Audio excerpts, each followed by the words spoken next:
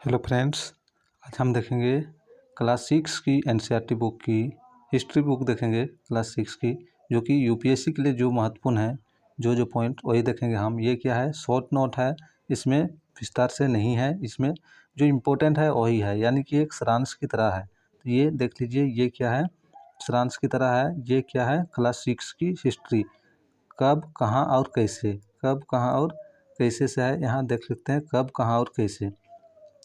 तो इतिहास का ज्ञान क्यों जरूरी है, इतिहास हमें क्यों पढ़ना चाहिए, क्यों जरूरी है। तो ये क्या है, वर्तमान को बेहतर करने के लिए, वर्तमान को बेहतर करने के लिए क्या करना चाहिए, इतिहास पढ़ना चाहिए।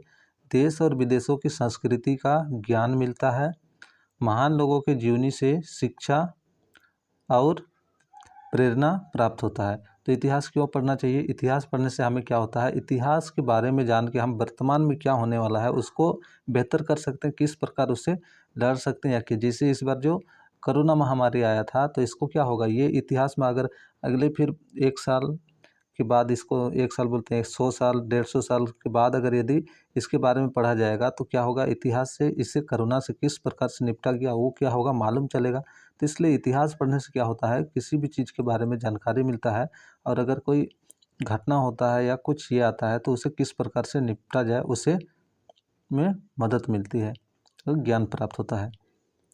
इसमें देख सकते हैं, सुलेमान और किरथर पहाड़ियों के क्षेत्र में गेहूं और जौ 9000 वर्ष पूर्व उपजना प्रारंभ किया। तो ये देख सकते हैं, इसमें क्या है, जो गेहूं और जौ का जो उपजाऊ कब प्रारंभ हुआ, गेहूं और जौ का उपजाऊ 9000 वर्ष पूर्व कहाँ पे हुआ, सुलेमान और किरथर पहाड़ियों के क्षेत्र में शुरू हुआ था। गारो और बिंद पहाड़ियों के कुछ क्षेत्र में कृषि का विकास हुआ और चावल सबसे पहले उपजाया गया। तो ये देख सकते हैं, गारो और बिंद पहाड़ियों के कुछ क्षेत्र में क्या हुआ, कृषि का विकास हुआ और सबसे पहले वहाँ पर क्या, चावल उपजाया गया।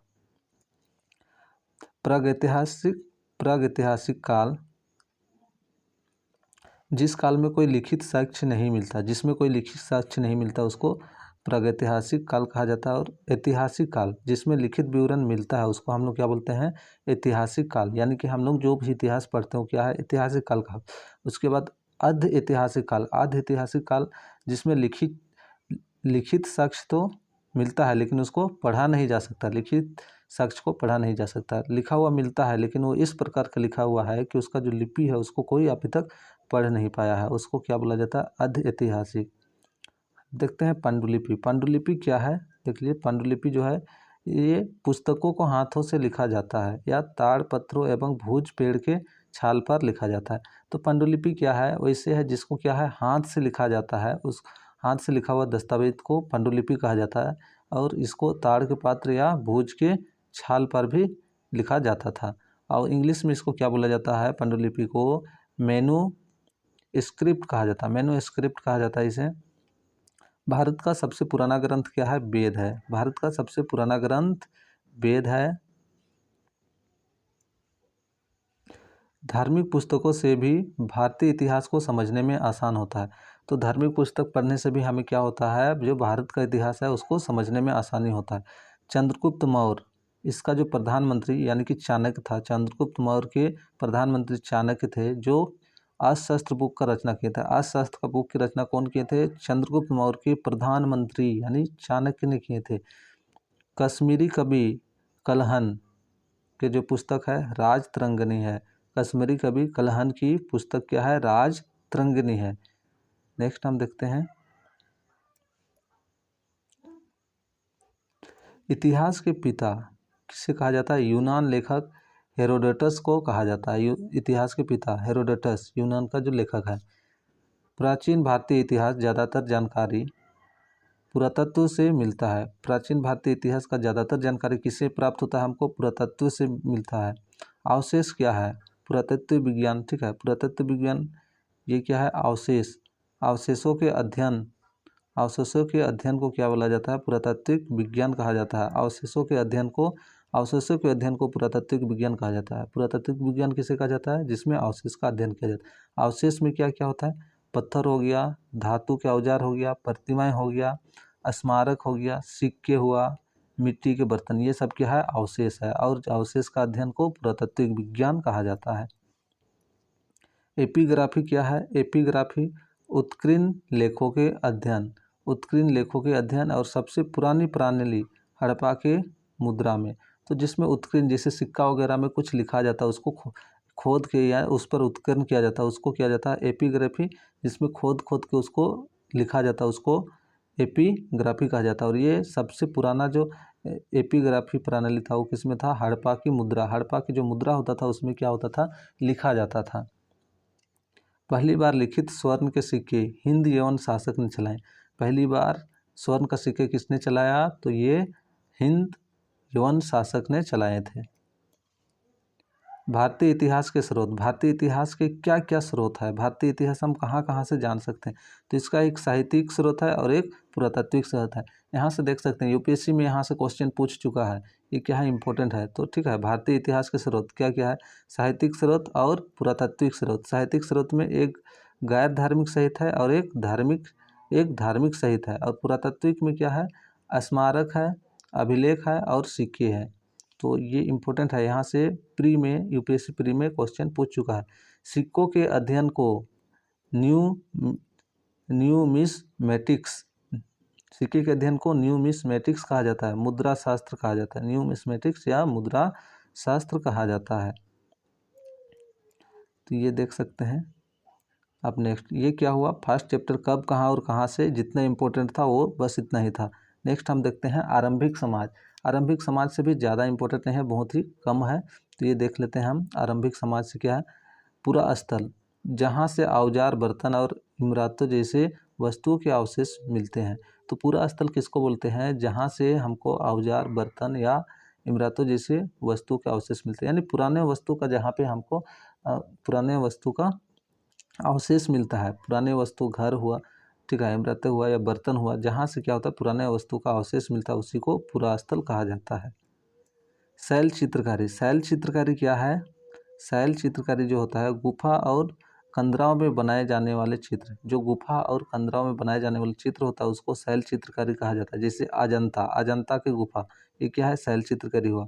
एलोरा, एलोरा का गुफा जो महाराष्ट्र में है। भीमबेटका मध्य प्रदेश में है। बिहार के भागलपुर और राजगीर और झारखंड के हजारीबाग, ये सब क्या है? शैल चित्रकारी है, यानी गुफा में बनाया जाता है।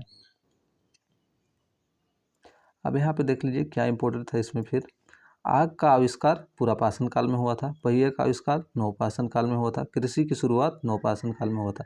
तो नवपाषाण काल में पहिए का आविष्कार और कृषि का शुरुआत हुआ था, और पुरापाषाण काल में आग का आविष्कार हुआ था। यहाँ पे आग का आविष्कार कैसे हुआ था ये विवरण नहीं दे रहे हैं। आग का आविष्कार क्या होगा? जब मनाव क्या होता, औजार वगैरह बनाने के समय क्या हो गया? पत्थर से पत्थर टकराया होगा, तो उसमें जब औजार बना रहे थे तो उससे क्या होगा? चिंगारी निकला होगा। चिंगारी निकलने से जो सूखे पत्ते होंगे वो जला होगा, फिर जलने के क्रम में क्या होगा? आग का आविष्कार हुआ होगा। तो ये यहाँ पे ड्राइव वो इम्पोर्टेंट नहीं है। अब देखते हैं भारत के विभिन्न स्थानों में पूरा पाषाणकालीन औजार मिले हैं। तो भारत का जो विभिन्न क्या है स्थान है, कौन कौन स्थान से पाषाणकालीन औजार मिले हैं, पूरा पाषाणकालीन औजार मिले हैं, वो देख लीजिए। उड़ीसा के मयूरभंज से मिला है, यानी उड़ीसा से मिला है पूरा पाषाणकालीन औजार मिला है। उसके बाद मध्य प्रदेश के भीमबेटका से मिला है। राजस्थान की दिदवाना से मिला है। गुजरात की हिरान घाटी से मिला है। गुजरात की हिरान घाटी, ये सबसे क्या है? पूरा पाषाणकालीन औजार मिले हैं। तो ज़्यादा इम्पोर्टेंट नहीं है इसमें, बस देख लीजिए। जो अनाज जो हुआ, मनाव जो हुआ, अनाज का जो ये किए वो क्या हुआ? अचानक तो नहीं होगा। तो क्या हो? मौसम के बदलाव से पहले ये सब नहीं उगता था। पहले घास का मैदान हुआ होगा, घास का मैदान के बाद वहाँ पे पशु सब क्या होगा? उसमें चरते होंगे। उसमें क्या था? हिरन हो गया, फिर लोमड़ी, ये सब क्या है? वहाँ पे चरते थे घास के मैदान में। फिर उसके बाद कुछ बीज को उन लोग खा के उलगा होगा, और वहाँ से क्या होगा? अनाज निकला होगा। उसमें क्या होगा? जैसे मौसम में परिवर्तन के अनुसार कुछ इलाकों में गेहूं, जौ और धान से अनाज प्राकृतिक रूप से उगने लगे होंगे। क्या होगा? ये सब प्राकृतिक रूप से गेहूं, जौ और धान का अनाज प्राकृतिक रूप से उगने लगे होंगे। उन अनाजों के स्वाद को चाख कर मनाव ने भोजन के लिए इन्हें एकत्र करना शुरू किया होगा। उसे चाख कर क्या है? मनाव जो है उसे एकत्र करना शुरू किया होगा भोजन के लिए। तो ये देख लीजिए, ये सब जितना इंपॉर्टेंट है इसमें से बस इतना। नेक्स्ट देखते हैं हम लोग आरंभिक किसान एवं चरवाह। आरंभिक किसान, स्टार्टिंग में किसान किस प्रकार करते थे? अब इस चैप्टर से देखते हैं। सबसे पहले जंगली कुत्ता को पालतू बनाया गया। तो ये जो किसान है सबसे पहले किसको पालतू जानवर बनाया? कुत्ता को बनाया गया। बुर्जहोम से प्राप्त कब्र में पालतू कुत्ते को मालिक के साथ दफनाए जाने का साक्ष्य मिला है। तो ये जो देख लीजिए, ये जो बुर्जहोम है जो कहाँ है? कश्मीर में है बुर्जहोम। वहाँ पे जो है मालिक के साथ क्या होता था? पालतू कुत्ते को दफनाया जाता था। नेक्स्ट देखिए, गर्तवास, पीट हाउस। गर्तवास किसे कहते हैं? जमीन के अंदर के घर। जो जमीन के अंदर का घर होता है उसको गर्तवास बोलते हैं। गर्तवास ये बुर्जहोम एवं गुफकराल, बुर्जहोम एवं गुफकराल में इनका साक्ष्य मिला है। तो गर्तवास कहाँ कहाँ मिला है? बुर्जहोम और गुफकराल में मिला है, इनका साक्ष्य मिला है। आगे अगर यदि हम देखें, नवपाषाण काल में लोग मृदभांड का प्रयोग करते थे। नवपाषाण काल में लोग क्या करते थे? मृदभांड का प्रयोग करते हैं। मृदभांड किसे कहा जाता है? मिट्टी के बर्तन को मृदभांड कहा जाता है। मेहरगढ़, मेहरगढ़, मेहरगढ़ में क्या होता था? ये मेहरगढ़ इम्पोर्टेंट नगर है यहाँ पे। तो मेहरगढ़, मेहरगढ़ में सबसे पहले गेहूं एवं जौ के अवशेष मिले हैं। कहाँ पे? मेहरगढ़ में। भेड़ बकरी के जीवाश्म मिले हैं, यानी मेहरगढ़ में भेड़ बकरी के जीवाश्म मिले हैं। तो यहाँ पे पहले क्या हुआ? कृषि का प्रारंभ यहीं से हुआ है। पाकिस्तान के बलूचिस्तान में स्थित है। कहाँ पे है मेहरगढ़? पाकिस्तान के बलूचिस्तान में स्थित है। बोलन नदी के किनारे एक हरा भरा समतल स्थान है। ये कहाँ है?